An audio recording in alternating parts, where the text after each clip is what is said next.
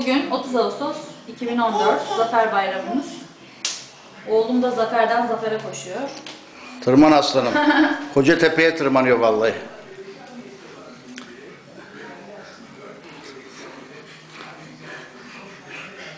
Koş koş koş koş koş. Geliyorum geliyorum geliyorum. Geliyorum geliyorum geliyorum.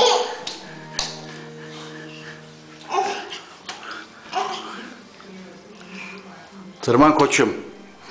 Mustafa Kemal'in Zafer Tepesi'ni al bakayım düşmandan, hadi. Koş oğlum.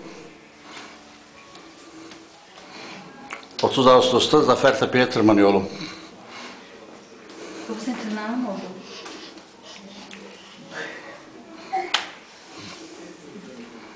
Tamam, Zafer Tepe'den düşmesin, dikkat et.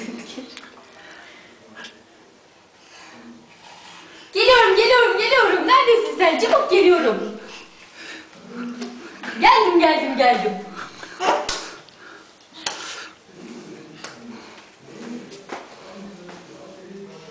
Geliyorum geliyorum geliyorum geliyorum. Ay ay.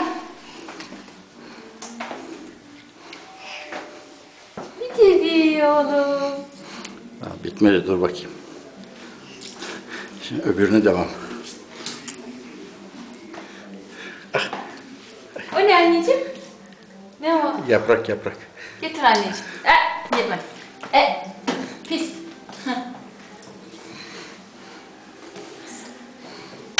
Bir merdiven yetmedi, ikinciye başladım. Geldim geldim geldim. Geldim. Geliyorum. Geliyorum geliyorum geliyorum. Dur şu.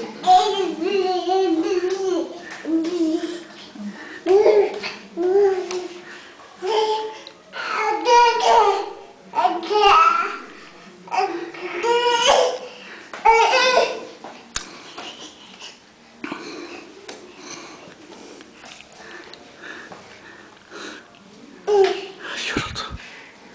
Hayır, o tumanına basacak da düşecek diye Yok korkuyorum. yok. Sen gel.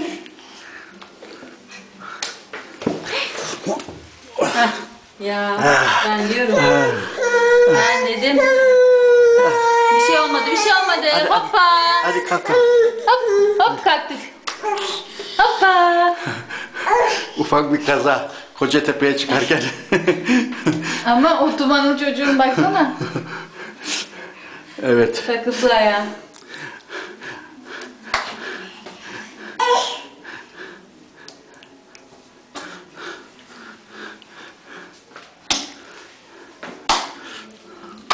Bitti. Bravo. Alkış. Alkış. Ay, alkış. Ama inmeyi beceremiyoruz daha. Anneciğim gel.